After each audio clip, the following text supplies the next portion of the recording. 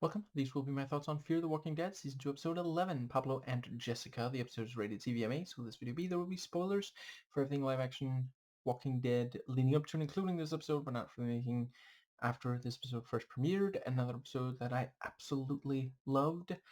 Let's dive right in. So, yeah, I guess a good place to start. Yeah, I really appreciate, like, just as with the first season and the main show, they continue to really move along the plot very nicely. It never really feels, to me at least, like they're just not getting anywhere. Really appreciate that we still haven't seen Ophelia, though. I mean, that must have been her who got the car, though.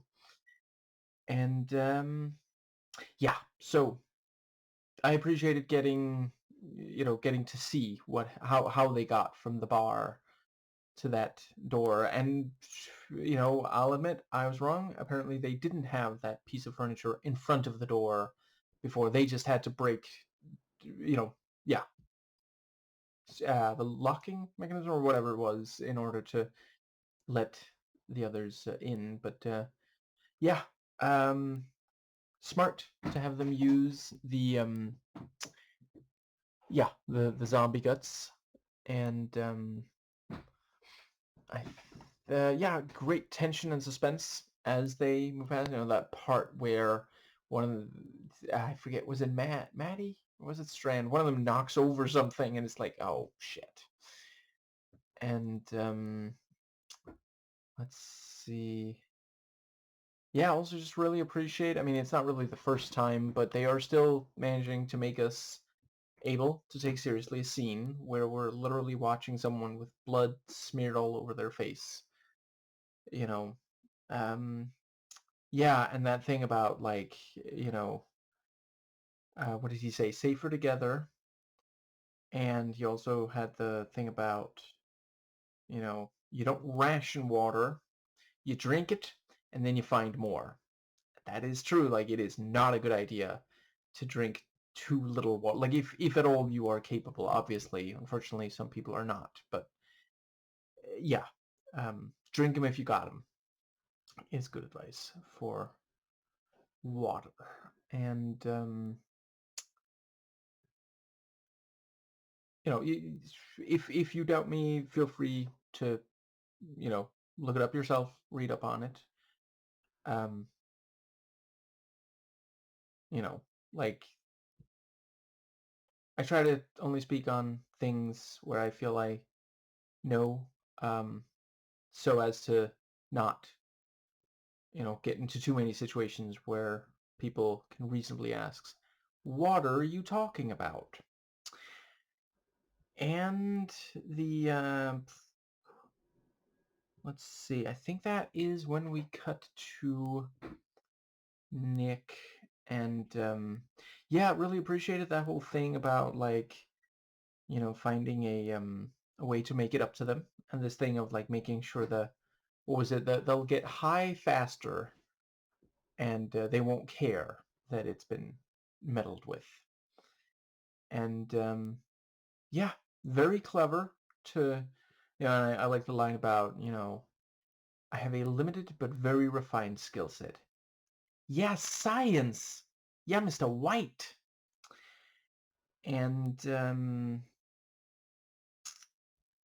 yeah, at one point Nick just goes and touches the bite mark from the walker, which I feel like is maybe the zombie apocalypse equivalent of just going up and touching a pregnant woman's stomach.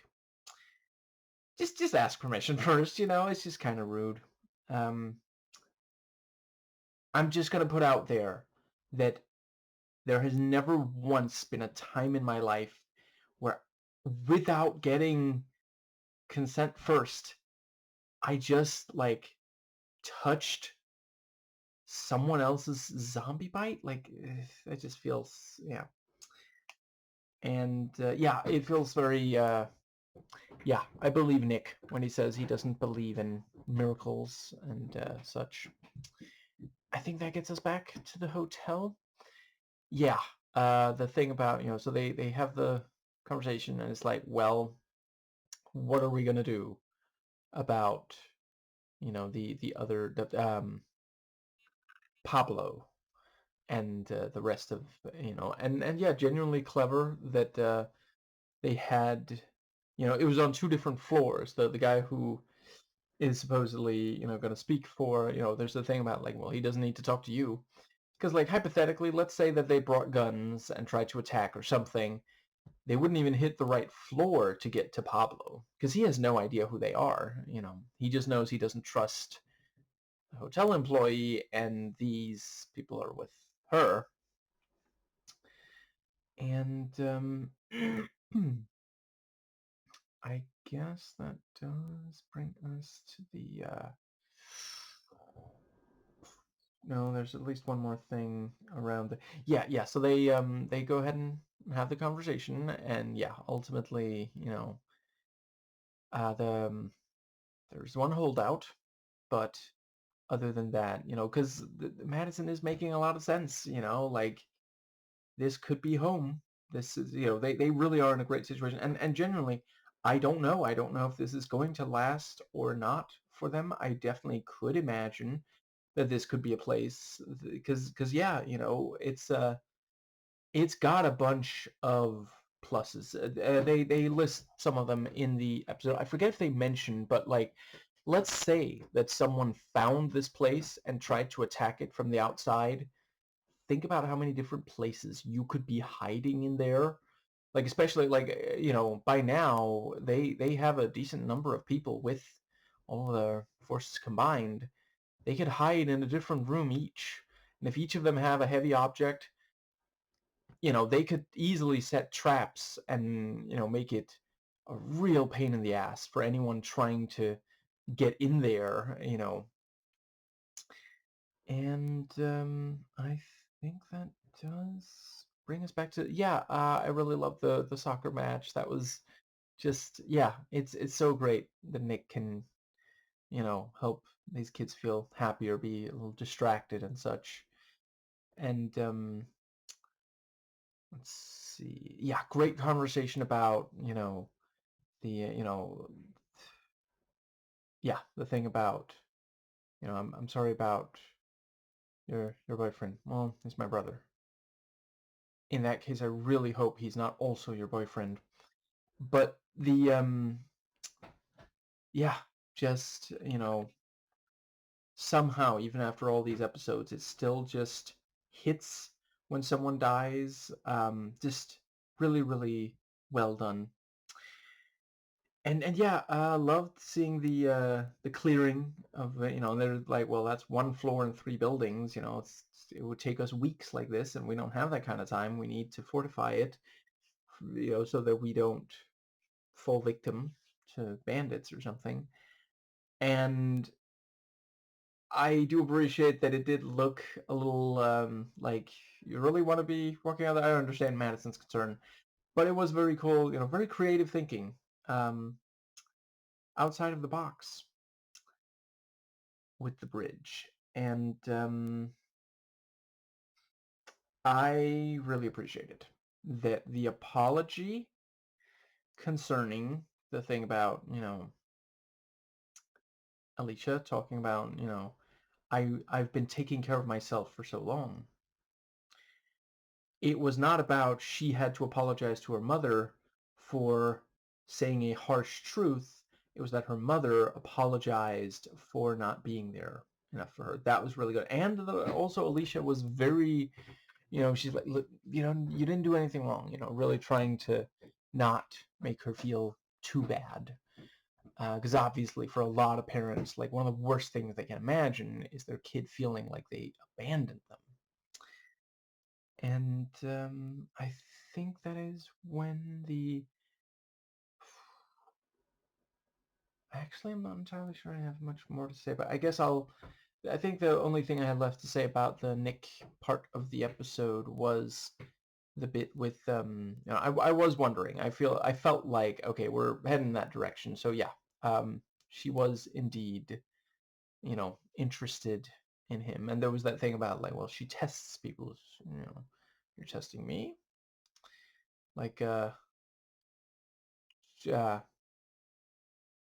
that Simpsons reference Job? Or was it Moses in the desert? I forget. Anyway, the, I think... I will say the bit where she asks, how is it going? And then he says something in Spanish, and then she translates it into English. I thought there was going to be that, no, that's not even remotely what I was trying to say. Oh, shit. But I feel like that does, yeah, and her comment, it's difficult to imagine you with family. Yeah, that is just the thing though, isn't it? He's been without his family so much of the time for so long.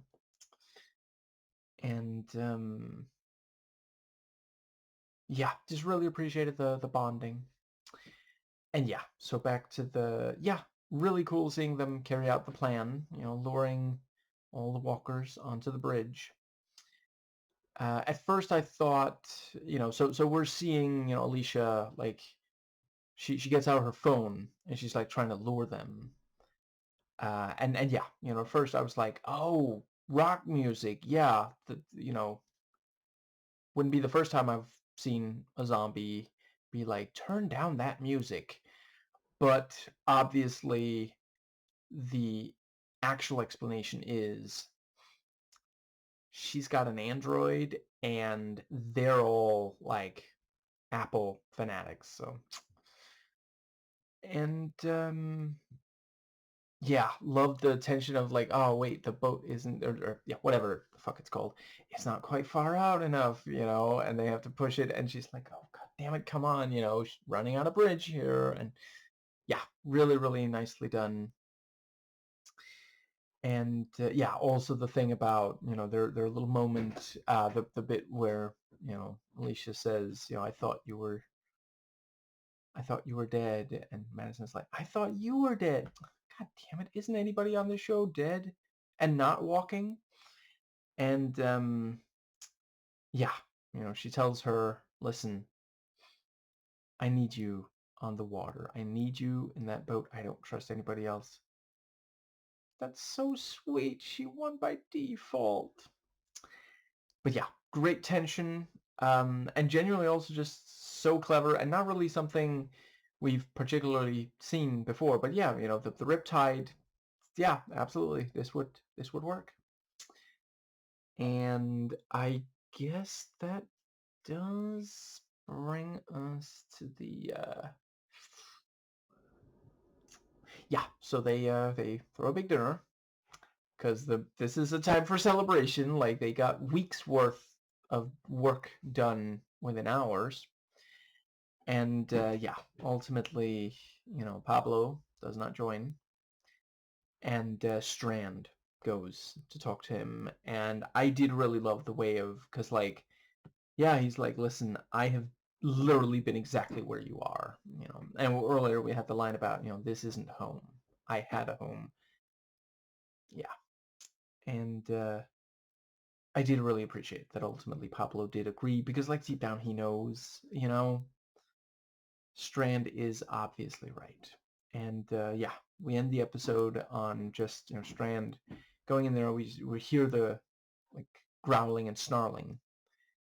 And yeah, like, obviously Pablo is not himself going to be able to do this, even though he deep down knows someone has to.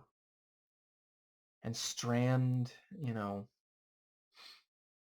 I mean, he kind of does have to figure out, was it a one-off when I did this to my own, or am I going to be able to make this a thing? Just like offing loved ones as before or after they turn, maybe.